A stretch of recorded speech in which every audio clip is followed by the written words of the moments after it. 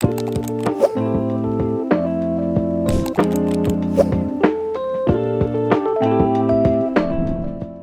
my name is Mohammed Ali. I am a computer engineer and I hold the position of tech lead at GxpManager. I joined the GxpManager adventure in 2020 as a back-end developer and subsequently took on the responsibility of the team. In 2020, my mission is to support and coach the development team, which means sharing knowledge, tips, and expertise within the team. I ensure the quality of development. If there is a failure on the production side, they come to see me. If there is a bug on the business recipe side, we turn to me, and I also manage the different projects. I have a role as an architecture ambassador. I have defined the application scope and I propose areas for improvement. My primary quality for succeeding in my field is very good communication in order to work effectively in a team. Since we need to do large-scale development for our clients related to compliance, it requires a certain level of perfectionism and quality in development. Also, responsiveness and kindness are essential. We are at the service of our clients. We must be efficient and effective every day. If I want to convince a candidate to join us, I would say two things. The first thing is that we are primarily in a passionate profession,